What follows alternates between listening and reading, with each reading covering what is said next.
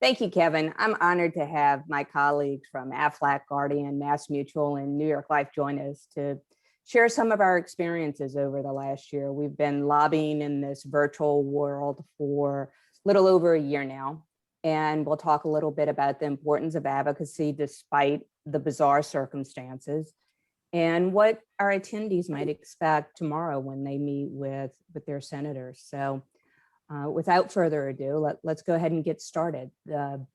As I said, the pandemic and security challenges have kept us from going into the Capitol. Can each of you tell us a little bit about your experience lobbying in this virtual setting, and what might NAFA members expect tomorrow in their Zoom calls with their senators? Allison, you're first up on my screen if you want to tee us off. Sorry. Well, I'm happy to start. Obviously, we work in an in-person business, like so many of our agents. So this was a really interesting and testing time for us to adapt our method of communicating. And I think actually the industry has done it quite well. What I would say is having substantive discussions similar to what we're doing now, the gallery view where you can see everyone's reaction, have a little bit more of almost a personal discussion in that, members are not distracted. They're typically a little bit more honed in on the messages that they are receiving. And you have the ability to kind of have their undivided attention. Now, certainly there are some interruptions, but I do think that there's almost been an ease in lobbying where you don't have an interruption as we typically have had when we've been in members' offices where they're, receiving phone calls or staff comes in to pull them away. So I actually think that we've not only adapted quite well, but the Hill has adapted quite well. And it will be interesting to see how much post-pandemic we do by Zoom, because I think that we can probably be a little bit more efficient with our time. You don't have to worry about traveling from meeting to meeting. So it's certainly not ideal to always be on Zoom, but I do think that we've had the ability to really kind of meet the moment, if you will, and show up in a way that I don't know that we could have ever planned for had we had a plan in advance. So, I think we have done a really great job, and I think the Hill has done a good job to accommodate us. I think so too. Others, Brad? Well, yeah, I'll just add in, I think obviously over the course of time, everyone has been on the same platform, having to do it virtually. So the expectation that somehow video meeting is less important or less useful, I think is no longer an issue. And in fact, many members have said, and their staff, how much more they appreciate and enjoy these, because it does allow them to be more efficient with their time. And they're not distracted so much of, okay, now I gotta get to the next meeting somewhere else, which is really, taking up their mind share when you're trying to talk to them. So I found that it's been actually relatively been really a good opportunity to talk with them, and they take these meetings just as important as if it was important, because right now they really can't do it. So it's been good. I think just building on that, it's also allowed us to coordinate with people in different regions more easily. So if you need to get an officer from the district and somebody from DC along with somebody on the other coast, it's something that you can very easily do and quickly arrange. And I think that speed and efficiency, as Allison said, I think is really important to continuing that advocacy and education.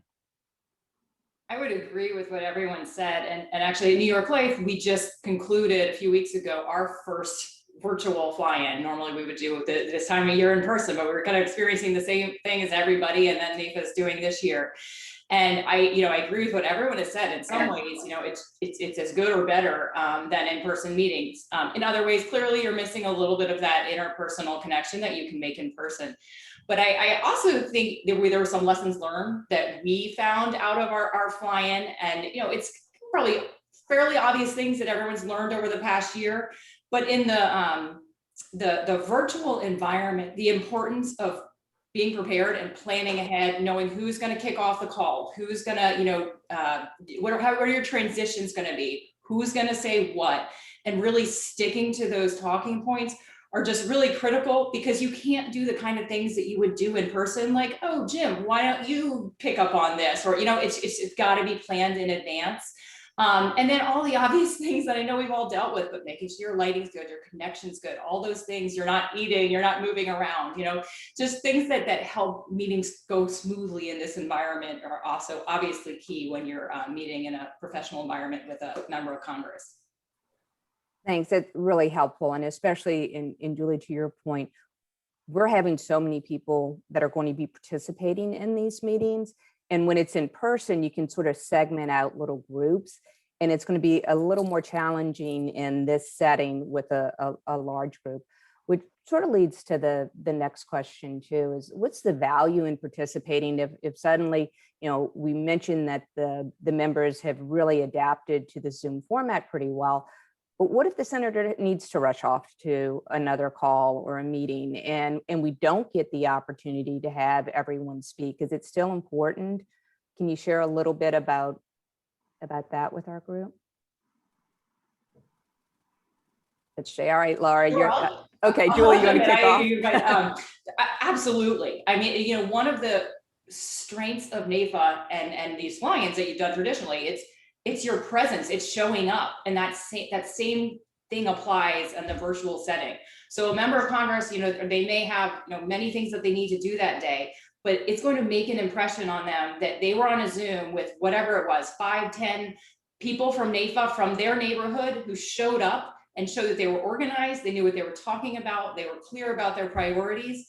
That's going to stick with them. And many of these issues are not, on the floor of the House or Senate right now. It'll be on the floor of House or Senate, in a few months or whatever the timing is. And when those issues come up and they remember NAFA cared about this, the agents, life insurance agents cared about this, I need to make sure that I understand what what their concerns were. That just that presence will have an impact when the issues are right in front of them. Yeah, I couldn't agree more. I think the constituent aspect really matters. And even if the actual execution of that meeting, the senator comes in to say hello, you're on the schedule. They know you're from the state. You've got a client base in the state. And I also think it's important to sort of put it in the frame of members of Congress, your senators, they're generalists for the most part. There's a couple of insurance, experts broadly, but I think they're worried about what's going on in the Middle East, and they're worried about the infrastructure bill. And so I think for even just the few moments that you're there to really kind of focus in. Also, I think staff are they're incredible, right? They are the deep experts. They're the ones that are going to be driving the discussion behind the scenes and helping their boss get up to speed. So I think more time is better for sure, but even if it doesn't come off perfectly, the importance is with the staff to keep them front and center and educated and that local connection. Yeah, just picking up on that, I mean, Laura, to your point, personnel is typically policy. So having the staff kind of document, quite frankly, what has happened and really keep kind of the catalog of issues that were raised in that meeting for the member. Now, certainly having the member hear it firsthand is advantageous, but it does not limit our ability to influence. And NAFA obviously typically shows up in numbers. So having kind of a good presence, having that prepared message, having a lead in these discussions, very often they become conversational meetings. So it starts off a little formal, and then you often add and build on what others have said. So I do think that having the member is certainly an advantage, but the staff, to Laura's point, really is setting some of the policy and bringing the issues to the attention of the member. And one last point is often staff at the end of the meeting or somewhere will give them, will give their information, their contact information. So you're not going to, directly reach out to your senator, but you could reach out to that staffer if there's questions, or they could reach out to you. And so it is critical to don't underestimate the influence that staffer has. And follow up for sure. Say, make sure at the end of the meeting you do say thank you, and then find other reasons to continue to engage throughout the year. It doesn't have to be, the one time of year. It shouldn't be, in a perfect world, the one time of year that you're reaching out to them. Local newspaper articles. Hey, I saw this and it reminded me to think of or to connect you with this issue, and sort of continue to bring it back home and reinforce, and that will pay dividends to NAFA in the years ahead. Yeah, all excellent points. And one of the things that we stress too is that even when we're in person, that this isn't a one and done opportunity, that really it's an ongoing development of a relationship. And sometimes the relationship, even in person when you're in DC, somebody gets called away, but as you said, they know that you were there, they know that you showed up. Sometimes we even joke when our members will come back and they had an experience where their member of Congress was pulled away and staff only had a few minutes, or it was a different staff person than what they anticipated, and come back a little disappointed. And it's like, no, the fact that you showed up, delivered the talking points, left a little leave behind package, they're going to follow up with you. It's building blocks, and you're laying the foundation for that relationship. So all really good. For our members who don't have conflicting Senate meetings tomorrow, they're going to be able to participate in the Treasury's Financial Literacy and Education Commission meeting, where they're going to talk tomorrow anyway about the financial education and racial equity. Do you guys want to share? I know the industry has been really involved in some DEI efforts. Can you share some of what your organizations have been involved in, some of your efforts in this space? Brad, you hadn't started off yet, so I'm going to kick it over to you to start this one. Sure. You know, it was interesting is, you know, we've always had for a long time, a history of engaging in diversity, equity, and inclusion policies before it was encapsulated into, you know, this new profile within companies. So we actually created this year, we have a director of DEI for the first time. It had been part of someone's, you know, overall, you know, job description, but now it's solely that. And we did a survey in the company and found a number of issues related to how people felt around DEI and financial literacy. And the gap in what people's confidence around financial literacy was really amazing, stark. So we actually doing some financial education, offering financial education internally as a company. So we always thought, look at home first. And we're doing that at this point, and then we're involved in some work regarding health equity and looking at what are some health disparities across our industry and in our markets where we are headquartered out of Columbus, Georgia. We've done a number of things related to economic empowerment. In fact, we just announced, I guess a month ago, $500 million of debt capital available for opportunity zone investment through our global investments unit. So there's a number of things that we've done related to these issues and wanting to find ways to empower groups of people across the country through different methods. I'll speak on behalf of New York Life, and I think we should also speak a little bit about what the industry is doing as a whole. But you know, I like the way that Brad said, you know, we start at home. So similarly, I'm guessing to a lot of companies, we really looked inward.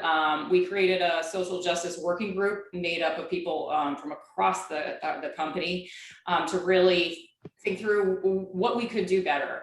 And so they are working on recommendations in that regard. And then we have a social justice steering committee headed by our CEO, where we are, you know, taking those issues to heart and considering all the different ways that we as a company can do better internally on diversity, equity, and inclusion. And then we also just recently announced a $1 billion impact investing fund, where we're really aimed at promoting economic empowerment in underserved communities.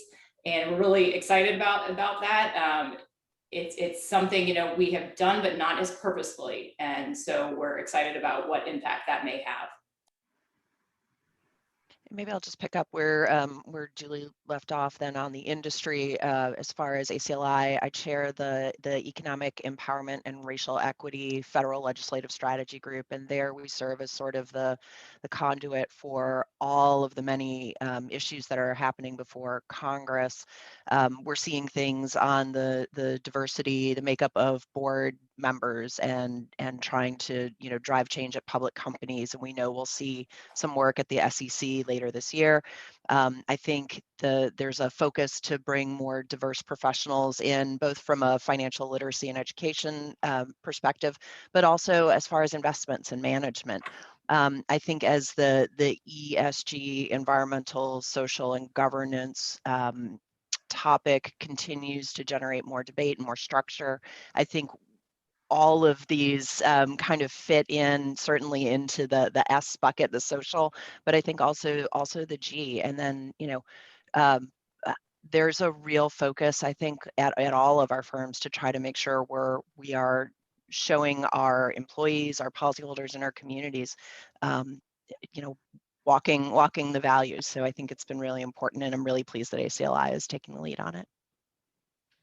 So on the Mass Mutual side, I mean, we have viewed this as a journey, and one that was going to be a long one. We started a long time ago, and I think we probably clarified our thinking over the last year just about that equity and the empowerment piece of things. So we have had a diversity officer at Mass Mutual for some time, and have always looked at this as something that is really critical to our culture.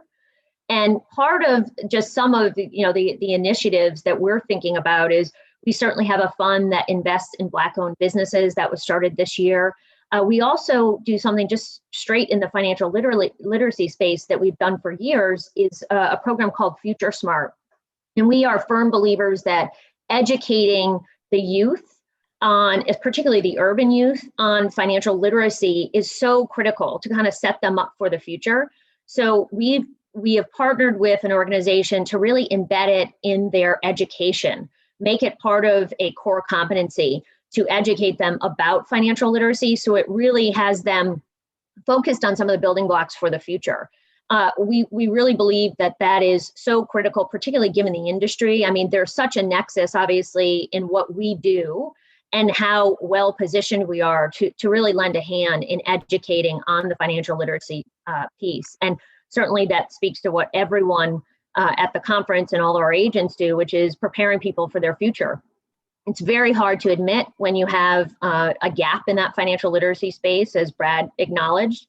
So I think just having that core base of education at a very young age and teaching the value, particularly those in the urban areas that may be thinking about other priorities before they're thinking about their financial future, is so critical. Thanks. Those are all excellent points, and something that NAIFA has been really focused on as well. As we've all shared, we've been in the space for a bit, but we've been a little more intentional about what we're doing recently. And I think it's very helpful. And Allison, your point about, the producer, the agent community, NAIFA has members in every congressional district. We have 87% of the state legislative district covered. When you look at that, we then have a natural infrastructure to provide that financial literacy. We are in every community. And so it's something that we're putting a greater focus on now. We also, you mentioned the SEC, Laura, taking a look at this. So is the NAIC. And so NAIFA and ACLI both had individuals to participate in some of the working groups there, so that we can talk more about what can we do to make sure that this financial literacy is equitable across all barriers, whether it's racial or gender or ethnics. So we are looking at that, and I think we're making good progress, and happy that we're all moving together forward on it. What do you see as, going back to sort of Congress and their schedule, what do you see as some of the industry's biggest legislative issues? Laura, do you want to kick that one off? I don't think we handed over to you first yet.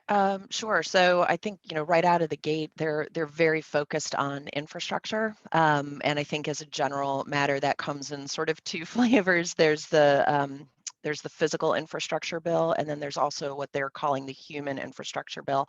And so for those of us who are in the employee benefits space, in that human infrastructure side, you're seeing things like paid family leave benefits and childcare credits that may be of interest to those who also write at the employee benefits side. I think from our side, the question is, how do you pay for it? And then from the corporate lens, is how will that impact insurance companies whether specifically or not. I've heard rumblings about estate tax. I've heard rumblings about corporate tax. But I think, they're still in early days, and those conversations are continuing with the White House, though they're certainly launching a pretty significant advocacy campaign to drive that. I think from a guardian perspective, paid family leave is certainly something that's being discussed on Capitol Hill right now within the Ways and Means Committee. So I think that's something we're certainly focused on. But really broadly, Congress is trying to figure out the haves and the have-nots, that these employee benefits plans generally, or insurance policies more broadly, they're covering some groups, and we need to continue to drive to expand to cover more of those. So I think those are situations and issues that we'll definitely need to be working on in the coming months. Diane, I'll add in there. And actually, the timing is interesting. It's not just Congress, but the administration making sure that there is strong small business recovery efforts. Today, there was an article in Axios about employers providing more voluntary benefits, from identity theft protection to pet insurance to critical illness and hospital indemnity. The recognition that these are super important benefits for employees to have is important.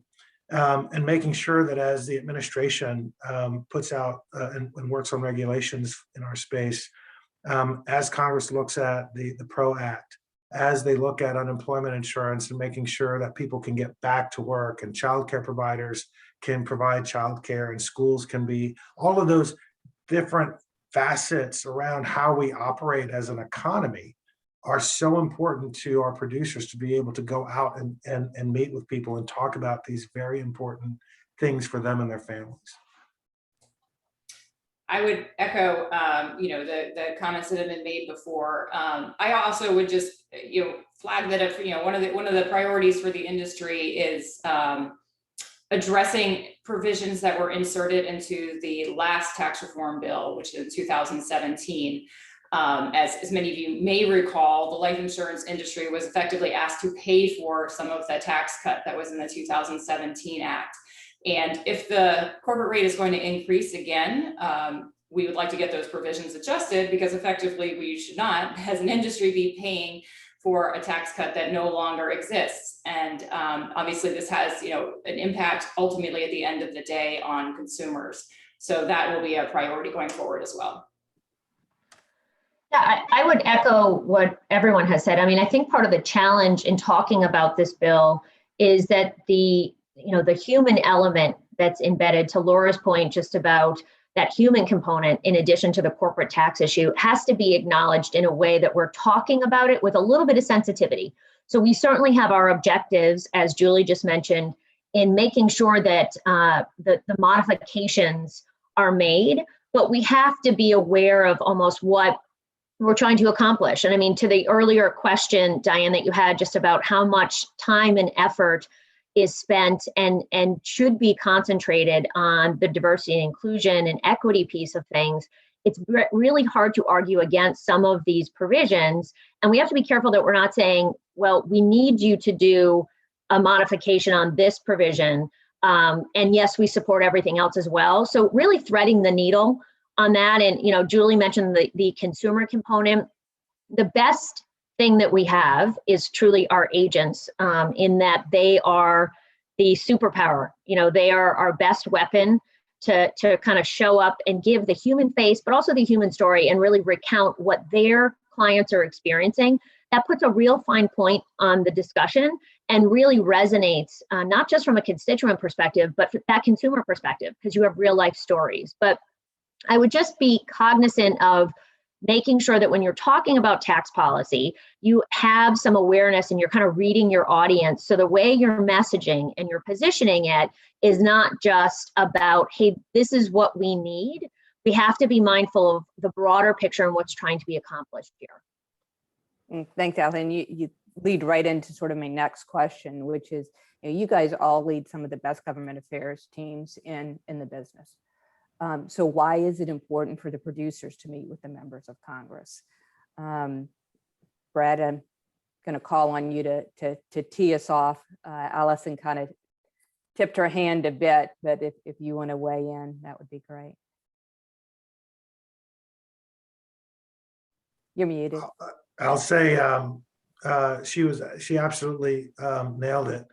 The true stories, the human stories from the front lines, from the people that are in the state, the impact that it has on their day-to-day lives. I mean, members think in macro terms, right? Systemic infrastructure type terms.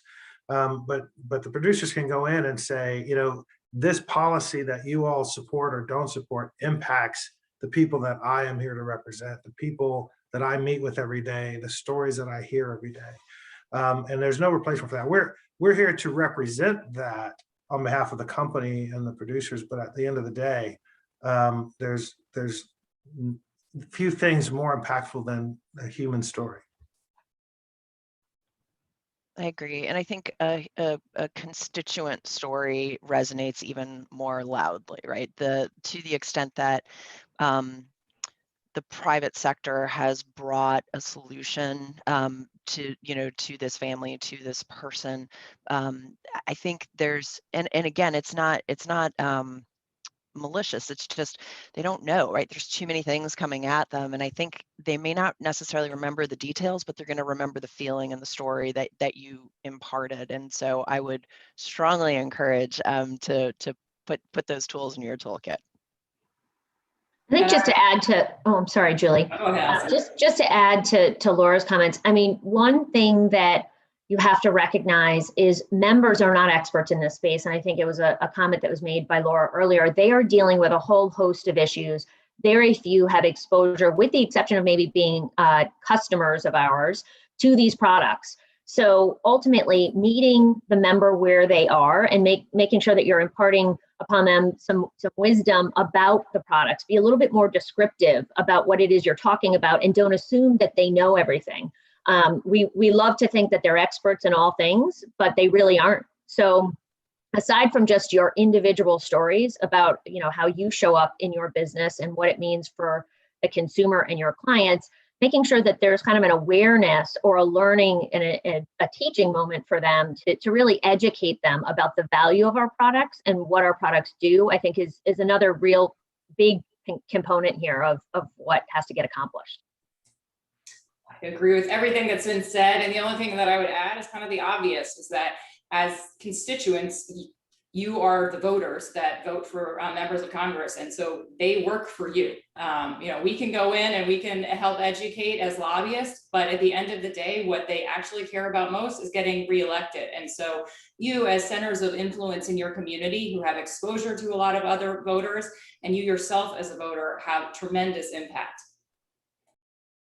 Yeah, all excellent points. And we do rely heavily on the producers as constituent lobbyists to go in and share those stories. But, they actually have some benefits too. So can we talk about, what is the benefit to our attendee who's going to sit in with their senator tomorrow, and that is developing relationships with their lawmakers? Can you guys share a little bit of what you've seen as some of the value for your producers that they walk away with those meetings and sort of take home? Well, I'm happy to start. We've had a conversation about that before. Yeah, I think it is critical that any producer kind of have on the ground knowledge. I mean, certainly we and NAFA inform them as to what's happening in Washington, but being able to actually have the real life story of, hey, I was just in Washington, or I was Zooming with a particular member, and this is what I think is ultimately going to happen, and having the ability to really weave that into your narrative so you are demonstrating that you're ahead of the curve, I think is so critical. And just being able to almost forecast for them what you think may happen and why that is advantageous for their planning.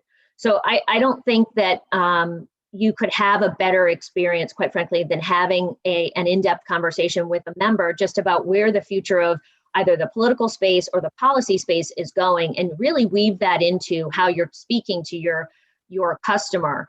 And I think it's also kind of cuts through much of what we're seeing on the evening news or in the papers, because it's a real life experience. So I think it is enormously valuable. It's also a long-standing relationship that you're starting to build, which I think really sets you apart from some of your competitors, if you will, that you have this relationship that you're starting to kind of feed and nurture that you can call on in the future as thorny issues continue to develop around our industry or in the country. Can I underscore what Allison just said about the long-term nature of that relationship? I mean, in a normal world, most members don't land on the Ways and Means Committee or the Senate Finance Committee. They start off in other smaller committees that ultimately may feed into House Financial Services or Education in the Workforce, but things that have a more direct nexus to the work that NAFA and the industry does. And I think as members build that trusting relationship, particularly off the key committees, they're going to rely more heavily on you for your insight and expertise. And so building that relationship over the years, particularly, that you'll be exceptionally well positioned as the years go by to continue to have that direct influence. But obviously, given the work that we've all chosen to do, I think we all think it's pretty outstanding to kind of be in the room and hear what's going on. It is very different than what most people are seeing and watching on cable news. So I think it's important to continue to drive those relationships and bring the facts and the stories to your members. I agree with everything that has been said. And the only thing I'll add is, when you're doing participating in a fly-in, you're clearly taking time out of your schedule and time away from clients. And we know that is, something of a sacrifice. But, to be honest, I would think that, you're telling your clients, like, I apologize, I can't meet them because I have a meeting with the senator. That doesn't hurt either, right? So, we appreciate what you're doing, and hopefully it really does provide significant benefits to you as well. One last point, when our producers get a chance to meet with members, and truly in the past it's been in person, but I've seen people take screenshots of their meetings, and they brag about it for recruiting purposes, and they, for us, being able to have another story to recruit with, it is a differentiator. So it's not a bad thing. It's cool. Yeah, it is a lot of fun. It is, as Laura says, we obviously chose this profession because we certainly enjoy it, but it's actually really nice to share with the people that we represent too. And I think our attendees will have a good time. It reminds me of one story you were talking about, Julie, of being able to say, oh, I have a meeting with my senator, and sharing that with your client.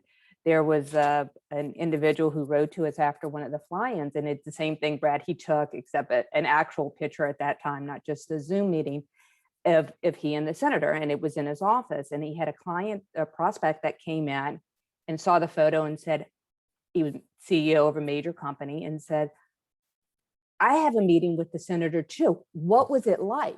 And so our member was able to share that experience back with this prospect, and needless to say, it resulted in business, because there was just that relationship. It was that credibility of, hey, I have to go do that too, and you've already done it. That's fantastic.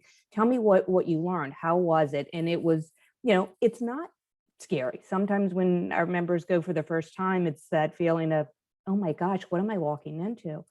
But as you've all shared, the lawmakers want to hear from their constituents. And so having that conversation is really helpful. So anyway, as you can tell, I miss being not having everyone here, but look forward to our Zoom meetings tomorrow. Julie, New York Life's chairman and CEO Ted Nathis also serves as the ACLI chairman. Can you share a little bit about why you think it's important? ACLI and NAFA have always worked closely together and have really sort of made an effort to make that partnership stronger. And why is that important to the industry? Sure. Well, first, let me start by thanking you, Diane, and thanking Kevin, because the partnership between ACLI and NAFA is incredibly strong. And that coordination and partnership is just critical. And I know Ted shares this view very strongly, because when we go up to the Hill and where we're talking, or if we're talking in the States, members of Congress may get that it's NAFA, may get that it's the industry and ACLI, but more likely than not, they're just going to see the life insurance industry. So when we are all having these conversations, we need to be on the same page and need to be, having very similar, frankly, talking points to make sure that the message is consistent and it comes across to members of Congress that way. Because when we look divided, that's the easiest way for us to, be subject to threats, not be able to defend ourselves or promote our policy opportunities. And so, when you have CEOs advocating with members of Congress, that's powerful because they can speak to the big picture, the economy, the marketplace impacts. But when you also then have people on the ground, as we were just talking about, voters, constituents, people who can tell the story about, Joe's barbershop down the street that you benefited from having life insurance during the pandemic. That's really powerful to match those two types of advocacy together. So we are incredibly grateful, and I know Ted is incredibly grateful for the very close partnership between the ACLI and NAIFA. Maybe just following up on what Julie said, I mean, there has been just a noticeable increase in the coordination, which I think pays such dividends. Without coordination, without a unified message, we really do not accomplish much. And we can point to times in, certainly in my 20-year plus tenure with MassMutual, where an industry divided ultimately accomplishes nothing. And I like to say that, we have this 800-pound gorilla. If we can just kind of control him in a way that works for us, and the unification of having the carrier and the agent community speaking from the same, message points and same talking points is just so powerful. And in these times where there is this divide and conquer type atmosphere on the Hill to some extent, and we are viewed as a pay for, I think it's critically important that we have that coordination. And I don't think it's that hard. It's just a matter of communicating, and it's a matter of identifying, who is going to lead a conversation, who's going to aid in a conversation. The other point is you all are, across this country and in every district, which is a point I know all of us have made. The ability to influence at the state level is so critical, where we're seeing federal issues that bounce to the state and back and forth. It's kind of this constant pendulum swing. There is no more, that is just a federal issue or that is just a state issue. The narrative is running across both spectrums. So ultimately, having that coordination, having a way that you're building a strategy and executing accordingly, and recognizing who's going to play what role, I think is just so important. And I do think that we have gotten so much better about this. And I think it's taken us a little while to get there, but I really do think that it's going to ultimately be the success story for the industry, and where our advocacy and our messaging really, hit the ground running and really accomplish a lot on behalf of the industry.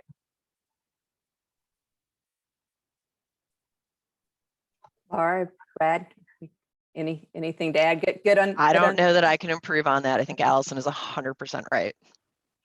Yeah, the partnership really does matter. And, we've always, as an industry, worked together, but that concerted effort to make sure that we're coordinating and saying the same thing the same way and lining it up has really proved to be effective, not only in Congress, but definitely in the states, where we're seeing that, as you said, the back and forth between the two on issues that are overflowing.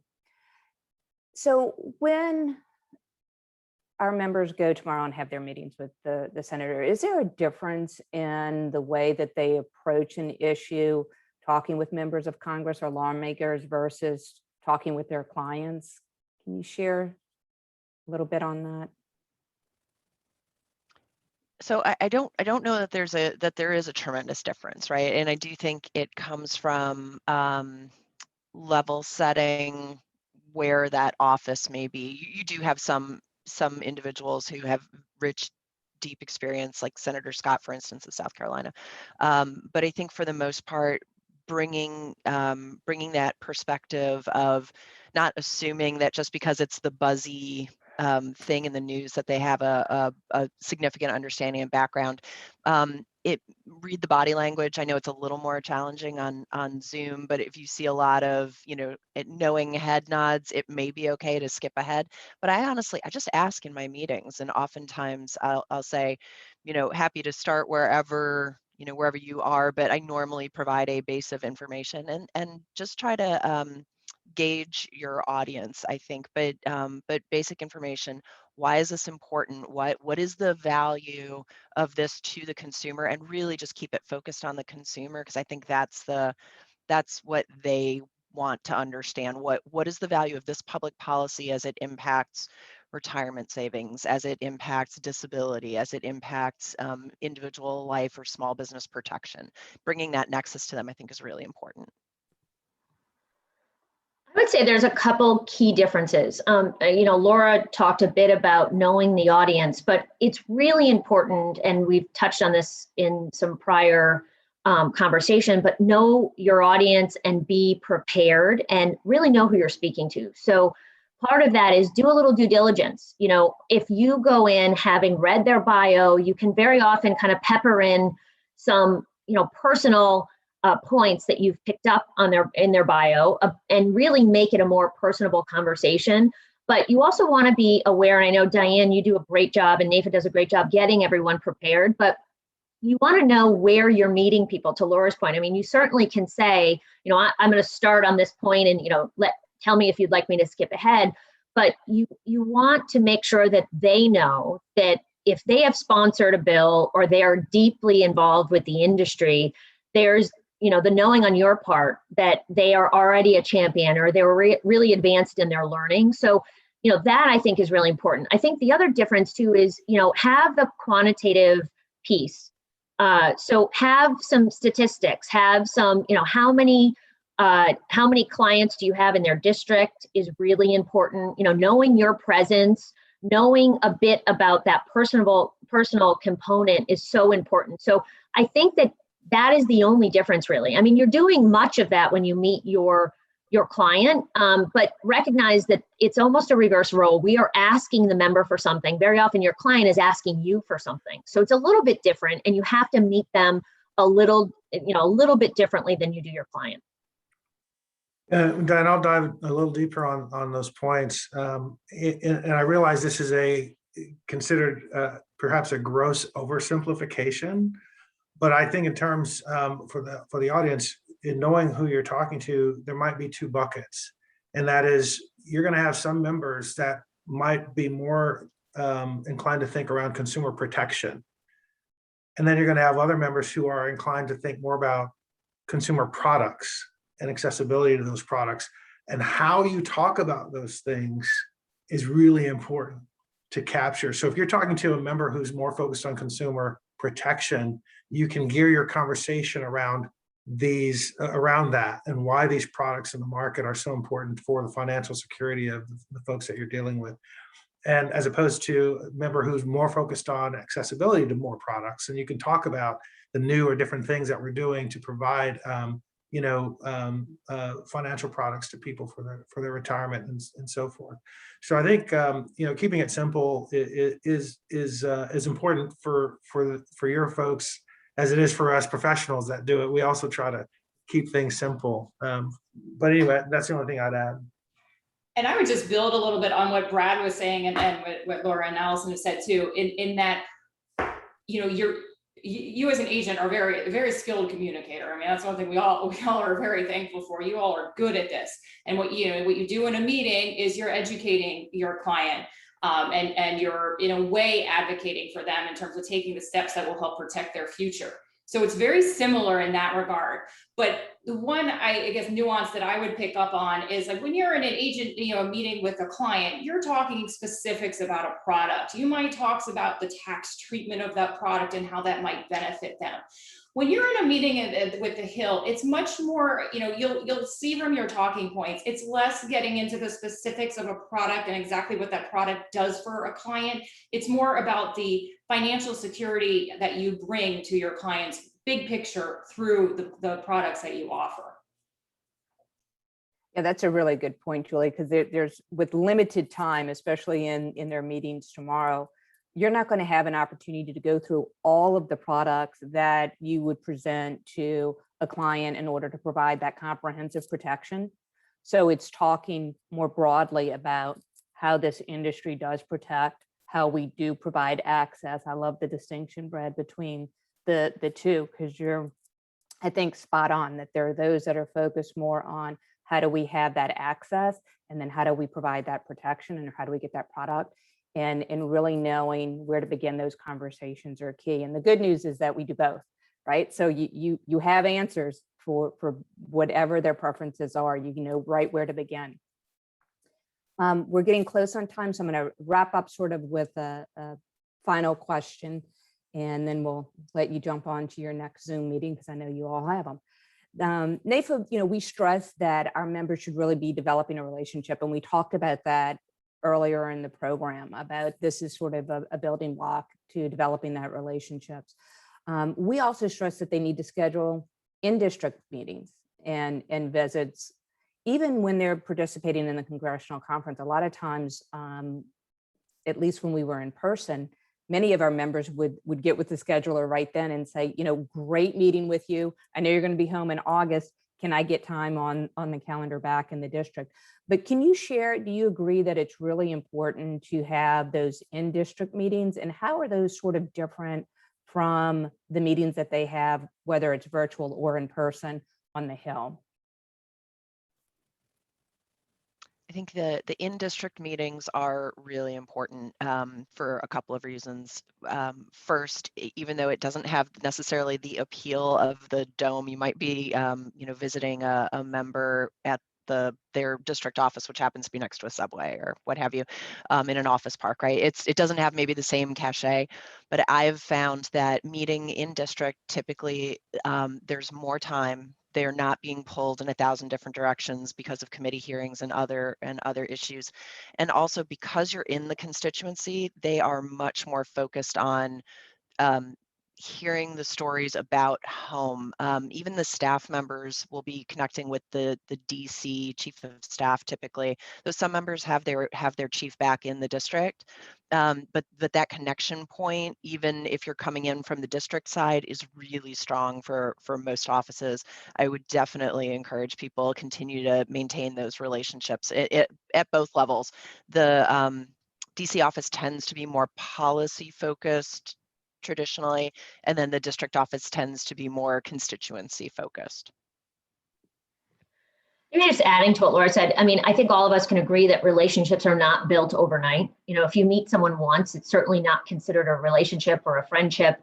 And I'm sure in your business, in the producer business, when you meet a prospect, you might meet with them a couple times before there's a level of trust that's built up or camaraderie. So it is very much the same. To Laura's point, where you have much more of a local constituent feel in the district, you often can really discuss what's happening in the community, which you really don't do as much in a DC office. But maintaining and consistency of that relationship is what actually builds the relationship, or potentially a friendship. So I would just think of it as, consistency is kind of key, and having multiple opportunities to discuss issues. It very often goes from you being a constituent to you being a policy expert, where they're going to call on you locally, or they'll see you at a local event and say, hey, I was reading something. So that to us is so key, and that relationship is so key for what we do in Washington. So I would really encourage that you maintain a relationship and go out of your way. And it can be a little bit of work, and it's a lot of your time, but it will pay dividends.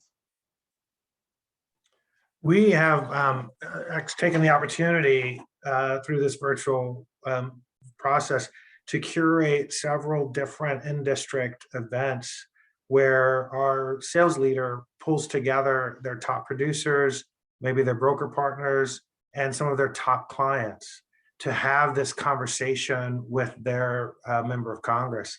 And it's been really good. Our only challenge, we haven't been able to do enough of them.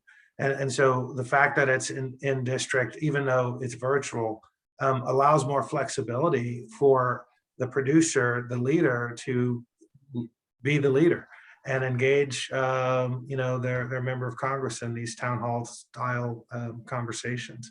And to everyone's point, developing the relationships, it's important. And that staffer that you meet with and have these conversations with, the next time there's something going on, they might call you, or you have a point of contact to call them. and it might be about something not related to insurance. You just need somebody to help. And those in-district offices, as Laura mentioned, they deal with the constituent services, and it could be any number of things. So just even having a sense that someone that can help on an issue is a good place to be.